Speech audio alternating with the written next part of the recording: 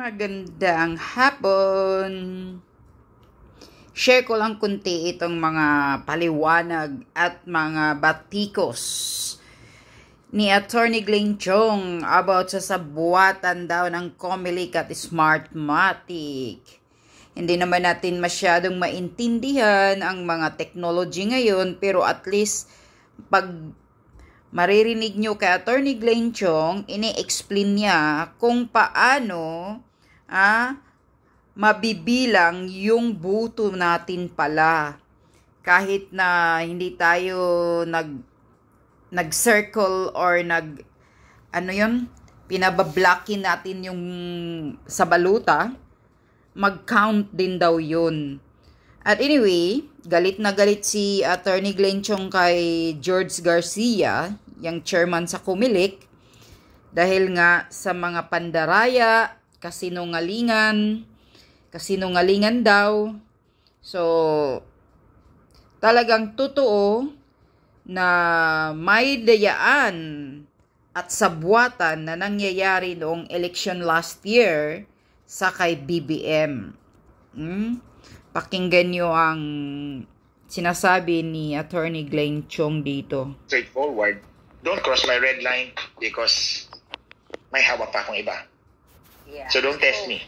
Attorney Glenn, bago tayo pumunta sa Smartmatic, isa na lang, para na rin sa peace of mind ng aking mga palangga. Kasi talagang pinapakalat ng kampo ng aking BFF na anytime, nawala na si Attorney Glenn. Ayan, may ahas, ayan. So anyway, Attorney Glenn, last lang. Kasi wala akong ahas. I have a dragon. Di ba? Mas bongga ito. Ang akin, hindi ito ahas. This is a dragon. Dragon. And I have my ball. Mayroon din ako. Oo, dragon ito. Yeah, that's the, yeah. Mas powerful yung dragon. Yung sa'yo ahas, yung akin, mine is the dragon. Yeah, ganyan. Wow. Because, that's actually feng shui. Yeah. Right. It's actually feng shui. Attorney Glenn, huling tanong na lang yes. sa live bago tayo mag-move forward. Para sa peace of mind ng aking mga followers mo din, mga nagmamahal sa'yo, kasi pinapakalat nga ni BFF ko sa pamamagitan ni Tuning na anytime aarestuhin na si Maharlika. So, pwede ba ang isang Maharlikang maalindog na maaresto sa Amerika? Hindi nga nila ma-arresto si Tebis na mas mabigat pa yung kasalanan. I'd be very clear. No? I'm not condemning Arnie Tebis at this time. He knows me, I know him. So I'm not condemning him. I'm just setting an example. Hindi mo nga maaari aresto yung tao na mas mabigat pa yung inaakusan ninyong kasalanan to be right about it. To be clear about it, mas mabigat yung akusasyon ninyo sa taong ito. Hindi nyo nga maaari aresto. Ito pang si Maharlika na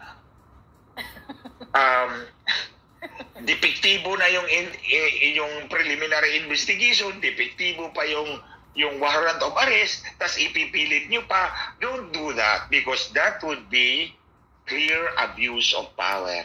True. Huwag nyo abusuhin yung kapangyarihan ninyo. Kasi to my mind, hindi naman siguradong nanalo kayo Kung hindi kayo nakipag-usap kay Smartmatic, diba? That's what it is. So don't brag about your winning. Don't brag about your victory. Because that's very much tainted. Yes. It's very tainted. Ako hindi ko ipagmamaliki yung pagkakapanalo ko sa eleksyon na kinausap ko pala ang Smartmatic. Because that will taint the entire mandate. That will taint your entire authority. So huwag niyong abusuhin. Huwag niyong abusuhin na ipakita niyo sa taong bayan na hahabulin niyo si Maharlika for speaking her mind, exposing the truth. Because ako rin, ilalabas ko rin yung katotohanan. And I have been very clear, don't cross my red line because I'm not like Putin. Ilang beses na si Putin sabi, this is my red line. Kinocross ng Amerika, walang nangyayari. In my case, once you cross the red line, that's it. Yeah, kaabang-abang yan. Talaga naman, sabi ko nga kanina, sobrang nag-iinit na. Talagang mukhang may nabubuong magandang pangyayari sa mga susunod na araw. But anyway, Attorney Glenn Chong, ayun na, ano na tayo. Pero ma'am, Oo, lilinawin ko, mga kababayan. hindi yung nakita ko kanina, ha, yung pinakita mo dyan. Yung pinakita ko yung dragon ko, then yung agas ko. Lilinawin ko, mga kababayan, hindi yun yung target ko, ha. Target ko si Smartmatic talaga. Yes. I have always been loyal to my advocacy. Loyal to you and to our country. Si Smartmatic ang number 1 na kalaban natin. And these are personalities lang that's na pumagitna sa daan. Pero ang target ko is not them, but ang target ko is only Smartmatic para ma-liberated yung Pilipino, ma-liberated ang Pilipinas dito sa insidious evil na ito. Yan. So, ito ang target ko. Anyway, Attorney Glenn, tuloy na ako. So, napanood ko yung interview ni COMELEC Chairman George Garcia. Di ba napag-usapan natin in the past na gumamit sila ng isang IP address to transmit the 20 million votes in less than an hour. So ayon po sa kanyang statement sa mga interviews niya, as per George Garcia, hindi daw po basihan ang IP address para masabing mayroong dayaan.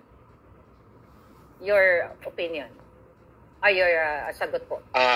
Ma'am, kung ako ang sasagot kay George Garcia, be careful with your answers. Be careful with your answers kasi sinabi mo, hindi basihan ang iisang IP address na nagkaroon ng dayaan. Wait until what I have to tell the public.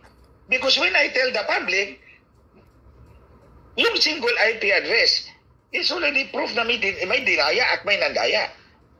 So that's why be careful with what your answer is. By itself, sabihin mo, iisang IP address ang nag-transmit ng the vote. Okay, ganito ma'am, mga kababayan. In Metro Manila, 98.5% ng lahat ng presinto, iisa lang ang IP address. Okay, sabi ni George Garcia, that is not by itself evidence of fraud. Ang tanong ko kay George Garcia, sa PPCRB, kasi ito yung kakontsabo eh. Bakit yung 1.5% iba-ibang IP address? Okay, sige, sagutin nyo kami dyan. Yung 98.5% ng lahat ng presinto ng Metro Manila, iisang IP address lang. Bakit yung 1.5% maraming IP address yun? Oh. Kapiranggot na lang ha, kapiranggot na lang. Yes, ma'am. Ang explanation po niya dyan, kasi ang total daw po na ginamit na modem sa kabuuan ng election is 107,000 and ang 20,300 daw po na modem na yon ay mga bago which is 4G. Kaya daw po iisa ang IP address. Yun ang sabi niya. 20,000. 300 out so, of 100. Okay, sige, sabihin. Yeah. Out of 20,000 ang iisang IP address. Okay, yes, 20,000 ang iisang IP address. Tama ba? Sabi niya. Oh, yeah, yun yan daw. Ma-verify natin yan. I will ask, I know si General Rio nakikinig sa atin. Sir, tingnan po ninyo yung 98.5% ng Metro Manila. 96% or 97% of Cavite, 85% of Batangas. Itong tatlo na to, vote-rich areas, Metro Manila, Cavite, Batangas. Tingnan po ninyo kung ilan ang number of polling precincts. Ilan ang presinto dyan? But I'm sure lumagpas yan sa 20,000. Bakit iisa lang ang IP address? Okay, yun ang tanong ko. Yeah. Sabi ni George, mga kababayan, 20,000 ang kapareho ang IP address, isa lang. Pero pag kinumpute po natin, 98.5% of precincts in Metro Manila, 96% in Cavite and 85% in Batangas, pag lumagpas po ng 20,000 yan. So anong explanation na naman ngayon ilulusot ni George Garcia? So kung nakikinig po sila, General Rio, please go over kung ilan yung presinto sa Metro Manila, 98.5%, 96% in Batangas, Cavite, 85% in Batangas. That's what I remember. I-check po natin. Pag lumagpas po ang number of polling precincts there sa 20,000, sinungaling si George Garcia.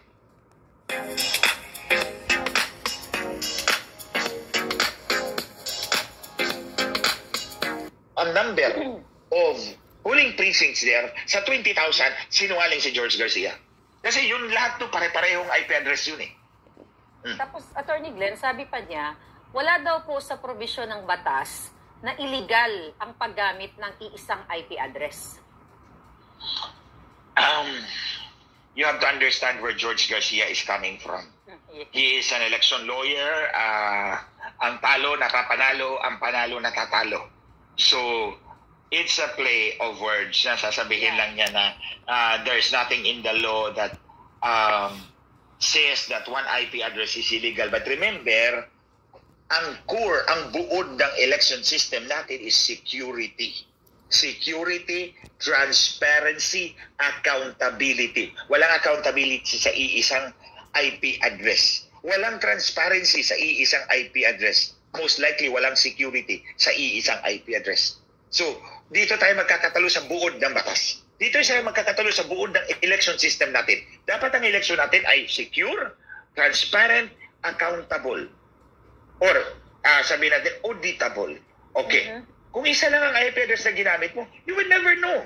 Because walang transparency, walang accountability or auditability, and most likely walang security. So, dyan ang sagot ko kay George Garcia. Pinaglalaruan mo lang kami, siyempre. Abogado ka ng natatalo na napapanalo at ang nananalo, natatalo.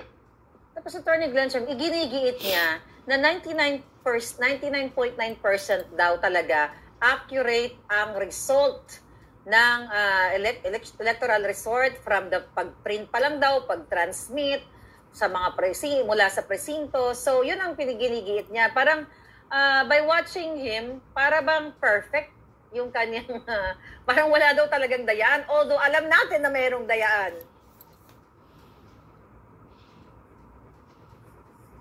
Ayun. Pinutol na naman si Attorney Glenn Chong ng BFF ko. Nawala na naman. So, pasensya na kayo palangga. Diyan lang kayo at talaga namang kailangang masagot ni Attorney Glenn Chong.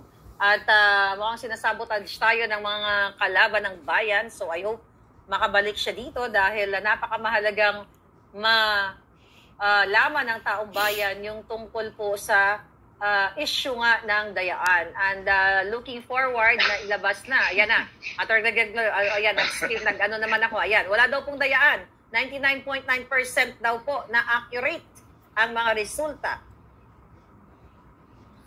Okay, ito ang sagot ko kay George Garcia at kay PPCRB. Kasi pareho lang sila ng argumento, mga kababayan.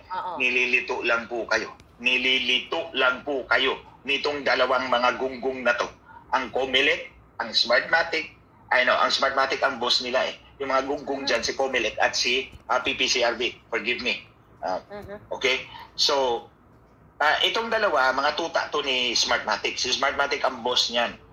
So, nililito nila tayo doon sa random manual audit. Okay. Ganito po ang sinabi ng batas, mga kababayan.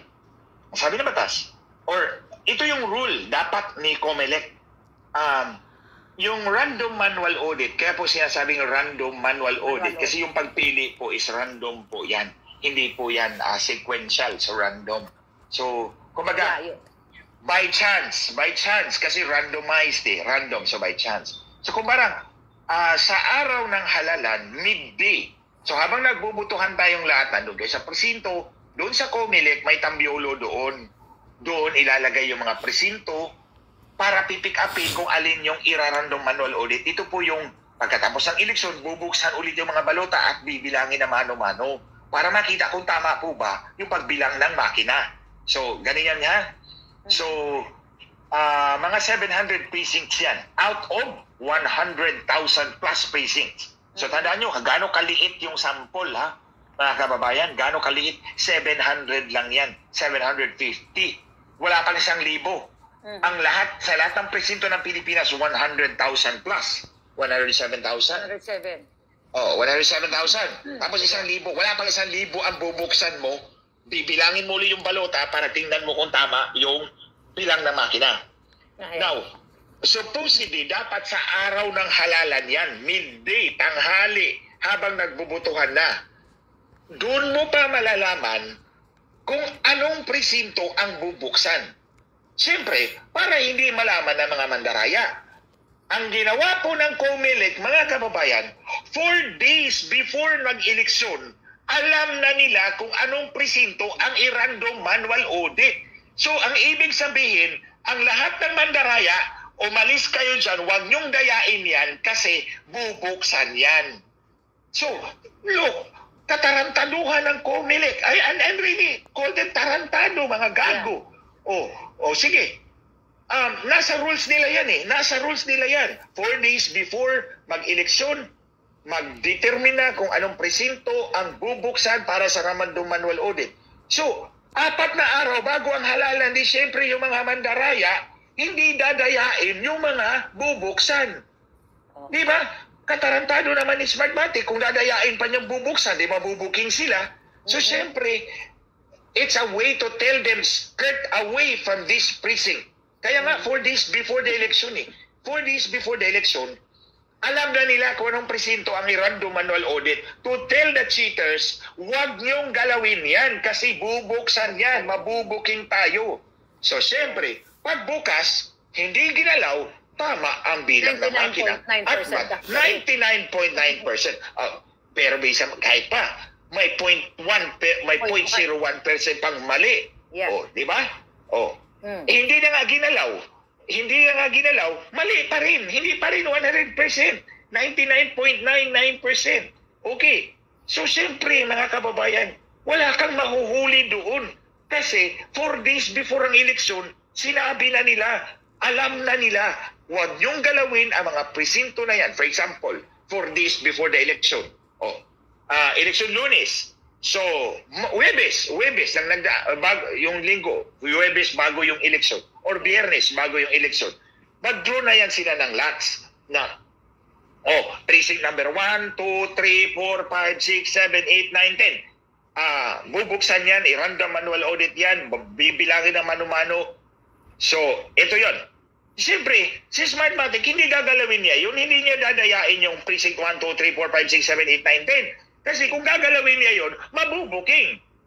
Kaya nga, ang sabi ng batas, ang sabi ng rules dati, mid-day of election muna, malalaman na precinct 1, 2, 3, 4, 5, 6, 7, 8, 9, 10 ang bibilangin para hindi mo dadayain yung lahat kasi hindi mo alam kung alin yung pipick upin sa araw ng halalan. Gets ninyo, mga kababayan? Kaya nga ang rules, ang sinabi, sa kalagitnaan ng araw ng halalan, malalaman kung anong presinto ang bubuksan.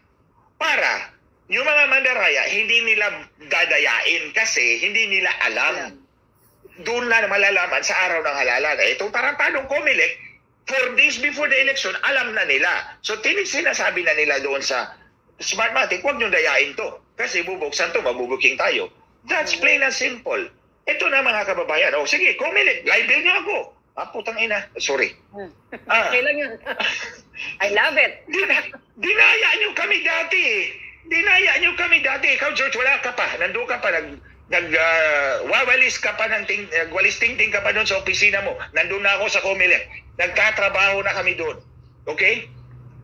Ito, tinawagan ako ng COMELEC. I remember December 2013. Ito yung kasagsagan ng yung digital line, yung linya na lumalabas doon sa balota na kahit hindi mo binoto, bibilangin ng makina. Sabihin nyo sa COMELEC, nagsisinungan ako, tara na doon, sampal ko sa mukha nyo yung digital lines. Ito yung mga kababayan, yung may linya na tumatagos doon sa ballot image. Kahit hindi mo binoto, basta tumagos doon sa oval, ibubuto ng makina yun. So, napilitan yung Senado na ipabuksan yung mga presinto. So, nagpili po kami, 366. Okay? 366 precinct ang pabubuksan ng Senado. So, tinawag ako ng COMELEC. Si Kay Boy Brillantes pa yun, yung chairman ng COMELEC. Dati, Siniguro talaga nila na nandun ako.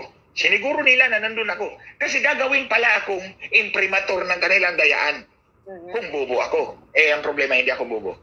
So, dumating na kami doon, mga kababayan. Okay. Pagdating ko doon sa Project Management Office, may 3 laptop sa harap. Sabi ng COMELEC, yung 366 precinct, dito kayo pumili sa laptop ha, tumindot kayo. pumindot kayo, automated tayo. O, sabi pa ng mga gunggong doon eh. Automated tayo ha. O sige, hindi tayo mano-mano. Ito, may 3 laptop sa harap. Okay, so 3 laptop. So bawat isa sa amin, pipindot ng 10. So pipili kami ng 10. Okay, so ang pinapipili ay 366. Okay. Ang total na pagpipilian ay 76,000 precincts, di ba? Kasi sabi ng Senado, o sige, pumili kayo ng 366 precinct out of 76,000 precincts. So, ang pagkakaalam ko, 76,000 ang pagpipilian sa bawat laptop. Yes, di ba? 76,000. O dapat, kasi pipili kami ng tig-10-10, 366 lahat. So yung nauna, in-observe ko, remember, I'm also a certified public accountant. Dumaan po ako ng statistics. Alam ko po yung statistics kasi bubukang auditor ko, hindi mo alam. So, in-observe ko, nauna yung secretary ng komite ng Senado. Pumili po siya, pindot po siya ng 10. Nung pumindot po siya, 3 beses bumalik. You have chosen that precinct before. Choose another.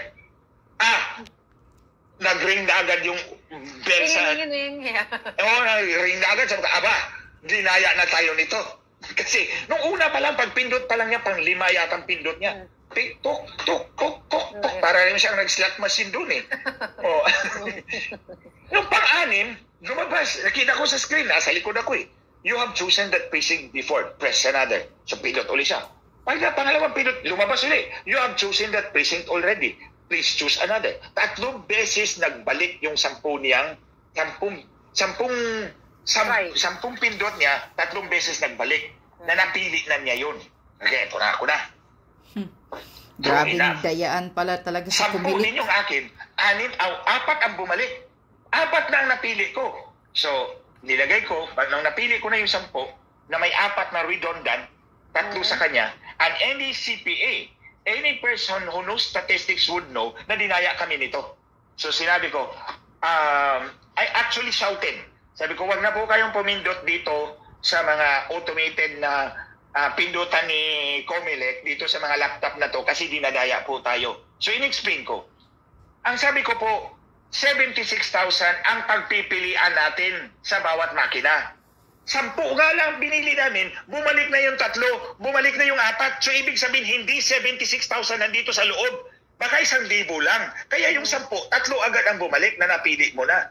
Because it is statistics. Kung 76,000 yun, mga kababayan, hindi babalik yung 3 out of 10. Yung 10, walang babalik doon. Because the pool is very big. The pool is very big, 76,000. So yung laptop nagpipili sa 76,000 precinct, yung 10 mo, walang babalik doon.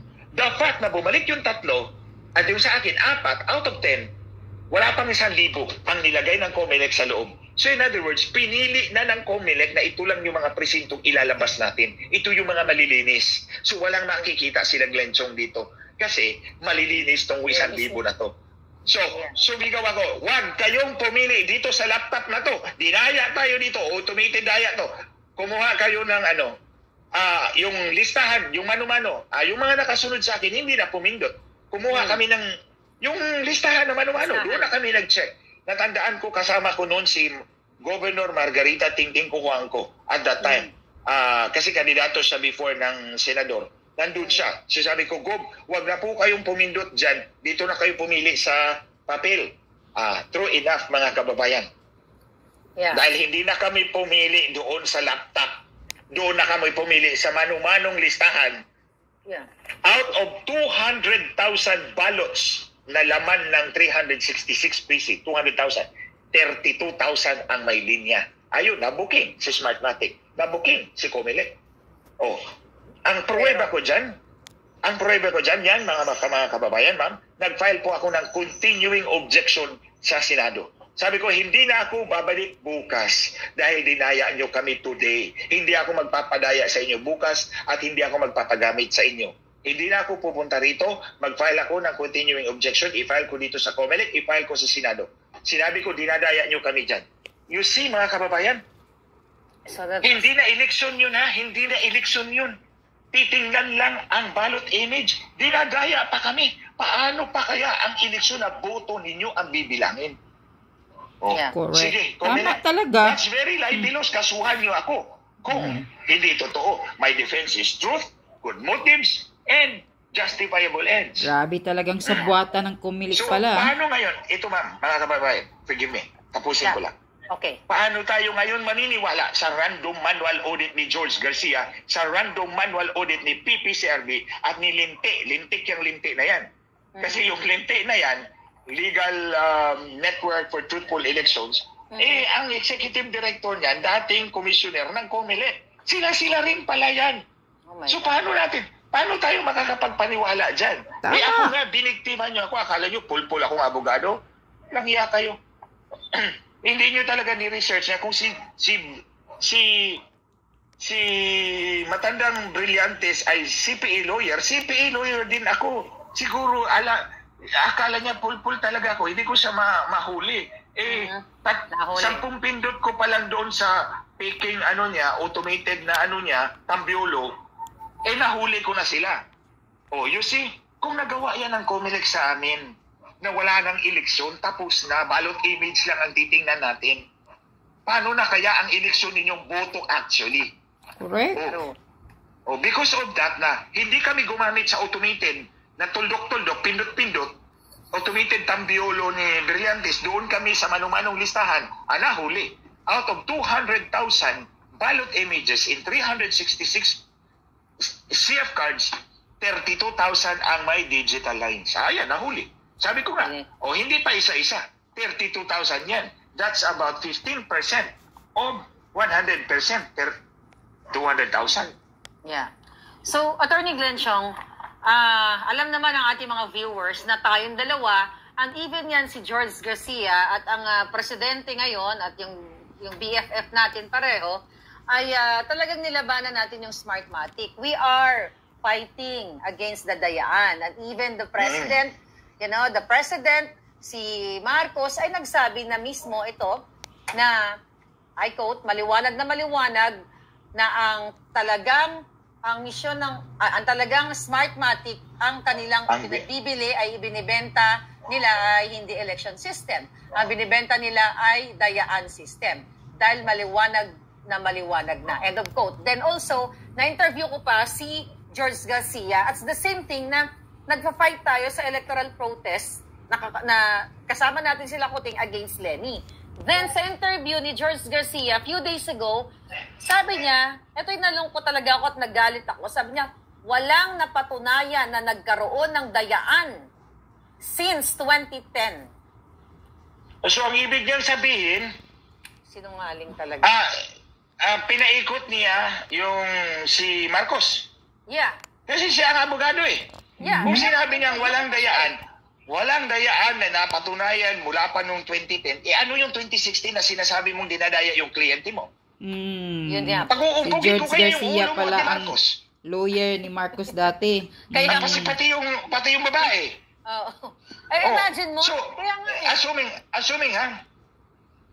assuming ha, sinabi niya walang dayaan mula pa noong 2010. So anong ginawa natin noong 2016? Exactly. We were, in other words, we were deceiving. I mean, I'm not a part of you. No more. I'm not a part of them. No more. My loyalty is to my country, to my people, not to them. So, wag nyo kaming, pati tayo, ginamit nila. Kaya Doon sa istorya nilang, kung sakyan natin yung sinabi ni George Garcia. So, ginamit nyo lang kami para ma-amplify yung panliling ng nyo sa taong bayan na dinaya kayo. Sabi mo pala, hindi naman pala kayo dinaya eh. Yeah, wala daw pong napatunayan. So, sabi ko. So kung walang napatunayan. Abogado siya ni Marcos. Yeah. Imagine, you were all fooling the Filipino people all along. And I refuse to be a part of you. Wala akong pakialam kung sino masagasaan. Basta wag nating gaguhin ang Pilipino. Kaya nga eh. We refuse to do that. I mean, kung consistent kami sinasabing may dayaan mula pa ng 2010 hanggang ngayon, so lang, sige, dalhin nyo yung makina sa publiko. In a public place, dalhin nyo yung makina, tingnan natin. Sige, George, patunayan mo. Lalaki sa lalaki. I challenge you. Dalhin mo yung makina. in a neutral place. Pa-check natin. Sige, dali mo. Patunayan din natin na pwede yung man-in-the-middle attack na sinasabi ni PPCRB. Sinabi ni PPCRB na walang man-in-the-middle attack na nangyari. But that is true only kasi sinabi nila na binirify namin lahat ng election return. Tugma doon sa transmission. Yung printed election return sa presinto at yung transmitted election return, tugma sila. So walang man-in-the-middle attack. Walang sumingit dyan. But that is only true kung ang makina is a one-way, unidirectional. Kung unidirectional lang ang makina ni Smartmatic, ibig sabihin makakapag-transmit lang, hindi makakapag-receive. The truth is, bidirectional ang makina ni Smartmatic. Nakakapag-receive ng transmission ang BCM. Nakakapag-transmit. So dapat unidirectional lang yan. Unidirectional, si Smartmatic, si BCM lang dapat ang makapag-transmit. Hindi dapat siya makareceive. But in truth, as early as 2007, napatunayan yan sa WAO, Lanao del Sur. Nakaka-receive ng transmission, nakaka-receive ng instruction ang BCM ni Smartmatic. So kung nakaka-receive siya, pwede siyang mag-transmit ng peking resulta at yun ang iprinta, yun ang i-transmit. Therefore, tugma. There would still be man-in-the-middle attack. Malinaw, PPCRB? Yeah. Oh, malinaw? Kung unidirectional yung makina sa Smartmatic, walang man-in-the-middle attack. Pero pag bidirectional yung makina na Smartmatic, posible ang man-in-the-middle. Yung man-in-the-middle mag-transmit ng picking resulta bago mag-print. Pag-print, picking resulta yon. Pag-transmit, picking resulta yon, tugma pa rin ang printed at transmitted because fake result yun na pinadala ng man-in-the-middle. Yeah. Because the machine can receive transmissions. Unlike kung hindi siya makareceive. Kaya nga, sabi ko pa, George, talaga. Ganon. Tingnan natin, Mga alimal talaga pala yung mga Comelec. Para we can settle this issue once and for all. Grabe, I know, kasi grabe, we spend so much time, effort, money, kasama ako dito, Attorney Glenn, since 2016. Kaya nung narinig ko na sinasabi niya ni George Garcia, Comelec chairman, na walang dayaan, sabi ko, so lahat pala ng sinabi niya sa interview, nung siya in-interview ko at lang mga statement ni Kuting, pinagluloko talaga nila ang taong bayan na dinaya daw sila ni Lenny ng sa vice presidential. Yun ang kahihinatnan na kung sinabi mong walang napatunayan dayan, what were you shouting about in 2016? George Garcia. What were you shouting about? And si Marcos. And si Lisa Marcos. What were you all shouting about? And does it mean na ginamit nyo lang kami to amplify your false accusation? I know. Anyway. Parang nilokol nyo lang ang tao bayan. Para maabot kayo sa punto na yan. Kausapin nyo si Smartmatic para kayo na ang maging amo ni Smartmatic ngayon. With more reason, mga kababayan, pigilan talaga natin na gamitin uli ang Smartmatic. Yeah. Talagang nabudol ang Pilipino. Attorney Glenn Chong, mayroon pa siyang sinasabi kasi di ba remember na pag-usapan natin yung hybrid election. So, ang sinasabi ni George Garcia dyan sa hybrid election, pinag-aralan daw po nila yung time and motion ng hybrid election na kapag, let's say, for example daw, 800 voters lang sa isang presinto, it will take 3 days kapag mano-mano o hybrid election. Yun ang sabi niya. George, bobo ka talaga. Honestly, I call you, bobo ka talaga. Kung pinag-aralan nyo na at pinakinggan nyo ang sinabi namin, hindi 800 ang presinto, ang butante bawat presinto, mga bobo kayo talaga. 200 lang. 200 lang ang butante bawat presinto.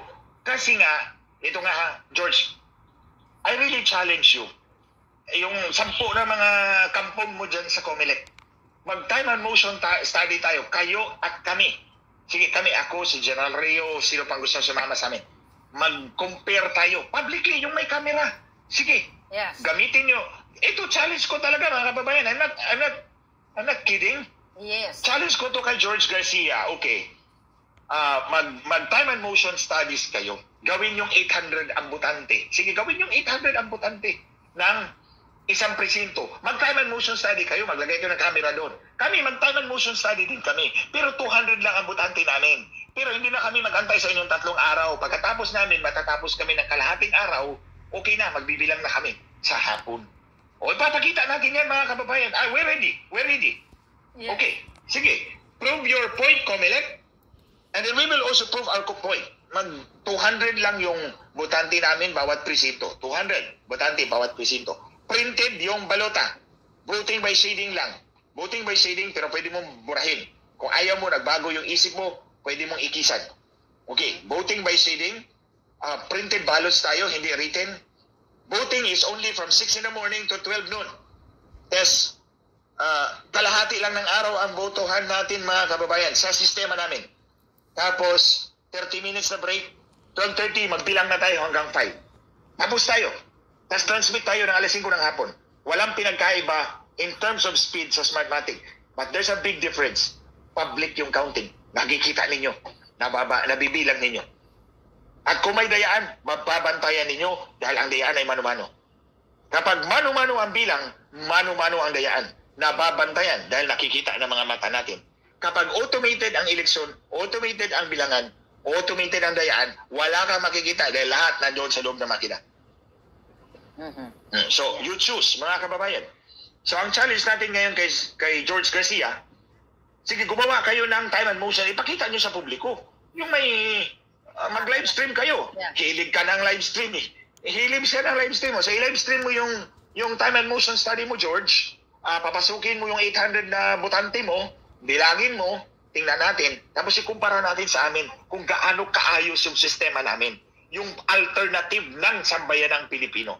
Hybrid election system, 200 voters per precinct, voting by 6 a.m. to 12 noon, printed ballots, voting by shading, then counting by 12:30 to 5 o'clock in the afternoon, then transmitted results. Sige, tingnan natin. Makikita ng taong bayan yan kung gaano kalaki yung advantage ng sistema ng hybrid election system na sinusulong natin. Yung hybrid election system na bersyon ng taong bayan. Correct. Hindi bersyon ni Smartmatic at Comelec. Comelec, yeah. Wow. So yun yung challenge natin kay George Garcia. Madaldal ka naman eh. Sagutin nyo kami. I know. So, mga palangga, Attorney Glenn Chong, talagang alam naman natin na may naganap nung summertime before election. So, any final words sa ating mga kababayan dahil sabi nakikinig dyan sa gilid mo. may nakikinig yung ahas. Anyway, Attorney Glenn Chong, message pa rin sa ating mga kababayan kasi tayong dalawa talaga namang matindi ang ating tandem pagdating dito sa pakikipaglaban sa clean and honest election para mabilang ng tama ang boto ng ating mga kababayan. Sabi mo nga na hindi ko nakakalimutan, nasa mga kamay natin ang pag-asa ng bayan. Pero kung dadayain, paano pa magkaroon ng pag-asa ng bayan? Any final message sa ating mga kababayan at sa mga kalaban natin na Smartmatic and Comelec?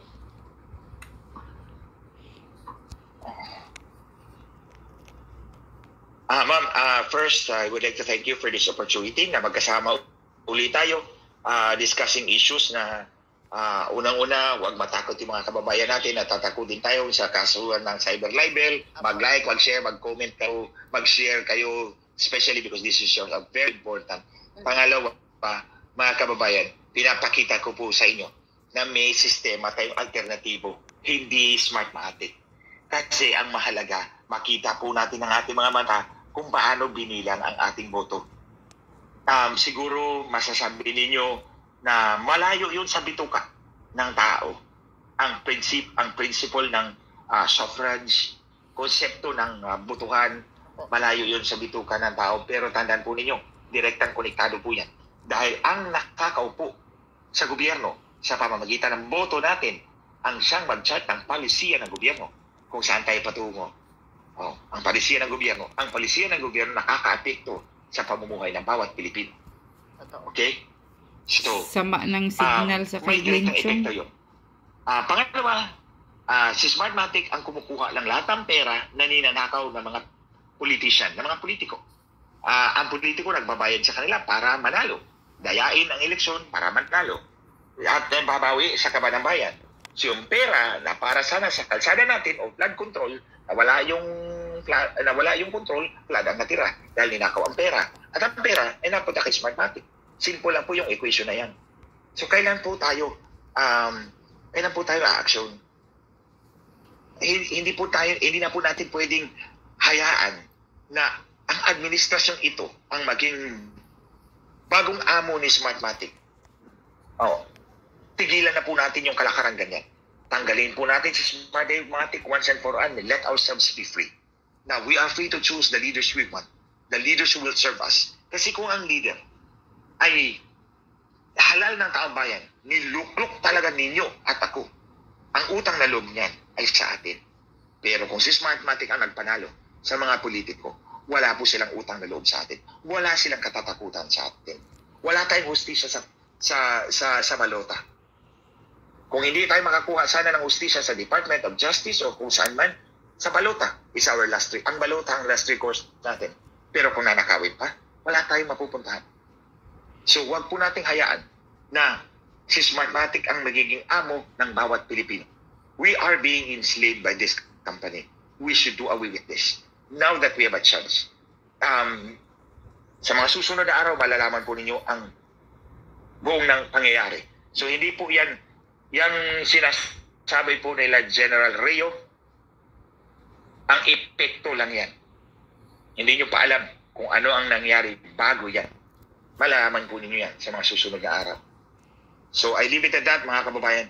We continue to fight. Not for anybody else but for ourselves, for our country, for our future. At ang kalaban natin ay si Smartmatic. Okay. Yes, that's all. Tama si Atty. Glenn Chong.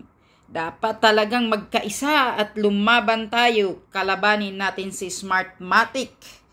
Dahil slave na tayo ni Smartmatic. Nang dahil sa pera, binabayad ng mga politiko para mananalo. Kaya patuloy-tuloy ang pandaraya ng Smartmatic. Ito ang sabwatan ni Comelec George Garcia at ang Smartmatic. Hanggang dito na lang. Magandang hapon mga gunggong na Smartmatic at Comelec.